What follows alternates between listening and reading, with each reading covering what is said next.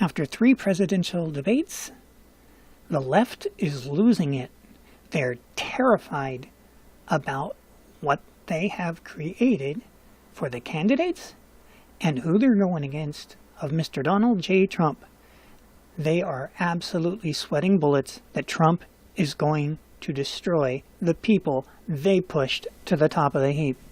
Hello and welcome to the Tea Party Hardy channel, where the party is just getting started. Current events looked at through a skeptical eye using science, history, and sometimes humor to explore the events of the day. Let's get down to business. New York, the Intelligencer. What if the only Democrat who isn't too radical to win is too old? And talk about fanciful writing.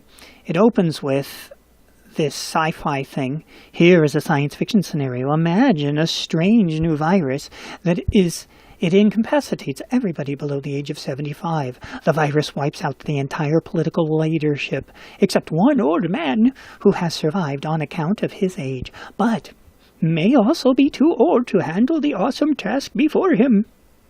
Yeah, and then he says Twitter is the virus and Biden is the guy. Spoiler alert, gonna drop down to the bottom. If it'll let me, I dropped too far. Okay. So in this article, he goes through and trashes every single candidate on the Democratic platform. And then he finishes up after trashing all of them. I have to do 2 paragraphs, sorry. Meanwhile, Biden looks like a candidate hoping to somehow stagger across the finish line. He's campaigned at a leisurely pace. His first debate performance was disastrous. Remember, these are the people on his side. The next 2 started out vigorous, but saw him slowly flag as the evening wore on. Thursday night included a rambling answer in which he urged parents to make sure you have the record player on at night. Biden's lack of awareness of Twitter may be to his benefit, but it's more disturbing if he lacks a working knowledge of such innovations as the compact disc player.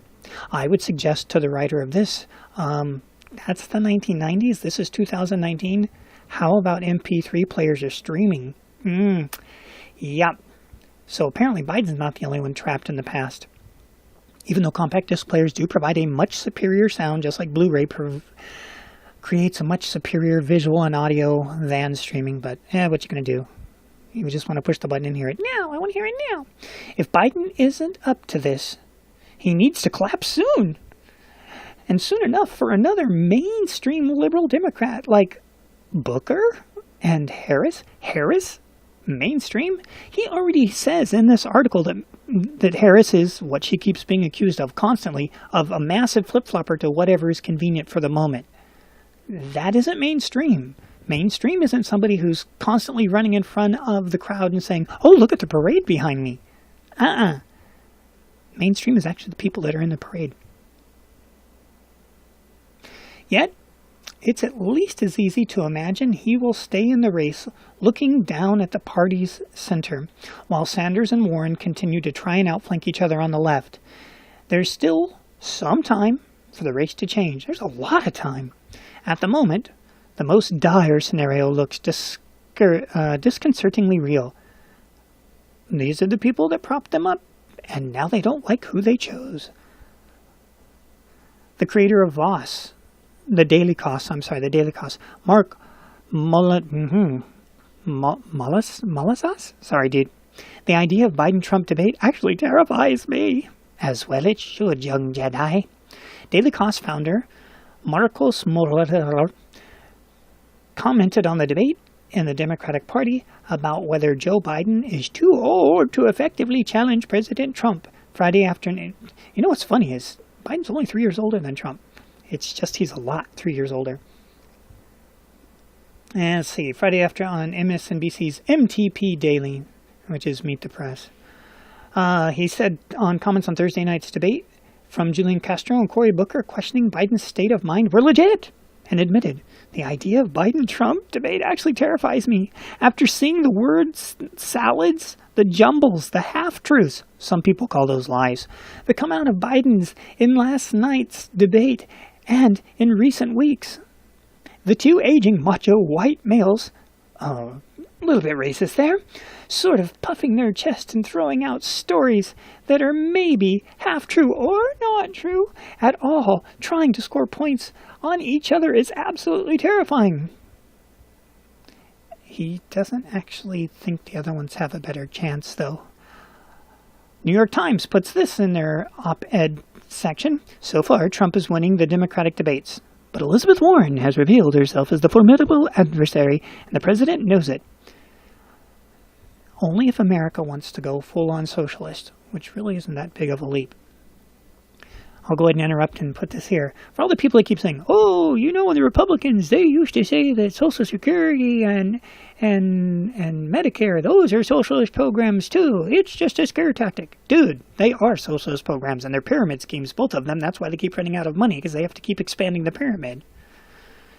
Vanity Fair's The Hive. Joe Biden survives another melee. That's how they describe the Democrat debates. Melee. And this time he comes out looking even stronger. Yes, stronger than what? But I just think it's interesting. They call the Democrat debates a melee. This is their side they're talking about.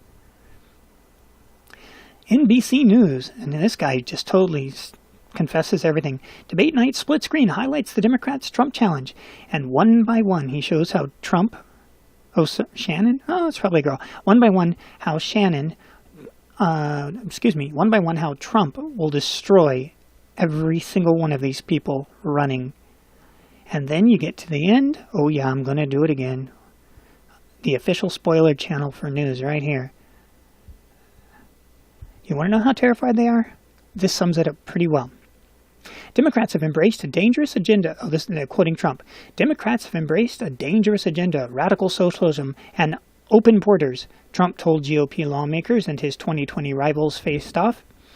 Democrats are determined to replace the most catastrophic failures of world history right here in the United States.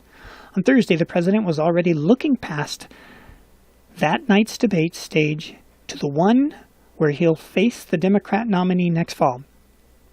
As they hit me left and right, I'll say African American unemployment is the lowest it's ever been. And then just leave the stage and say, thank you very much, good luck, he said, drawing laughs and applause from the Republican lawmakers. I mean, how do you lose this debate? How do you lose this debate? That's a tough one to beat. As the saying goes in the modern world, mic drop. And that's where Shannon left it. Right there. She mic dropped right along with him, because she knows when he says Democrats have embraced a dangerous agenda of radical socialism and open borders. There's no way to say that's not true. They all rose their hand at that first debate and said, yep, we're okay with illegal aliens getting free medical care, which is in this article as well. And they all raised their hands and said, yep, Medicare for all. And there were several of them that said, oh, we want to make it not illegal to cross the border illegally. So they're really sweating bullets. When NBC News does the mic drop following Donald J. Trump's mic drop, they're not happy with the monster they've created. The Twitter hounds are getting bitten by each other. We hope you enjoyed the content, and if you did, feel free to like, subscribe, come on back anytime. You're always welcome here as part of the family, and we'll see you